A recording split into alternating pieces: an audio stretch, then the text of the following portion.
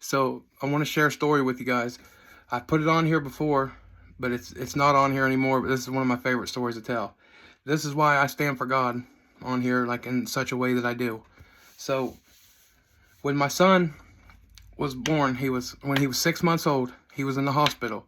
He had RSV, and excuse me. We didn't know this at the time, but the breathing tube that was down his neck was choking him. We didn't know this. The doctors didn't know this, and me and my wife at the time, we sitting there watching this little baby turn purple right in front of us. And the nurses, they was starting to panic. They was calling for air care and stuff. And I've already lost one baby, my first kid, my daughter. And well, so I went into the bathroom and I closed the door and I hit my knees. I started bawling. I looked up and I said, Lord, please. I said, we've already lost one. I know you didn't give me this baby just to take him from me like this. I said, help me, Lord. And as soon as I said that, it started ringing through my head over and over again. Take the tube out, take the tube out, take the tube out. There was no mistaking it was God talking to me. So I immediately got up, walked out there, and I told my wife what I heard, what God told me. And she nodded, and I looked at the doctor, or the nurse, whatever. I said, you take that tube out right now. And they did. They pulled it out, and this little baby come back to life right in front of us. Right in front of our eyes. This baby was turning purple, dying, choking to death. And we didn't know. So this is just part of the reason why I get up here and I do what I do, say what I do for, like glorify God, and what God's doing for me, through me. It's took me so long to understand, because all the time I wanted to be the big man, but it's all for God's glory.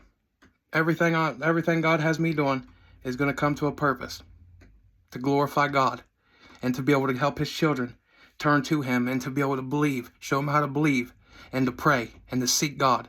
The religion and all that stuff, that can come later. You guys, you pick whatever religion you want. I want you to have a relationship with God. If I had not known to seek Him like that, I can't help but wonder what would have happened to my baby. Maybe God was doing this to teach me. It's hard to say. Then another time, excuse me, I was going to the store for my mother to get some things from the grocery store, and then the Lord talks to me. He tells me, and so while I was pulling in, and I seen this old woman. She had one of these walkers, like that you push, and had pops, 6 packs of pops on each side, was loaded down, and I knew she was probably going like a quarter mile away to this, like it's like a nursing home or kind of like a old people home or something like that. And God said, I didn't think nothing of it. I just went on by, and God said, turn around and go back and help her. So I said, all right. So I turned around and I went back, and I got out of the car. I said, ma'am, I said, can I help you?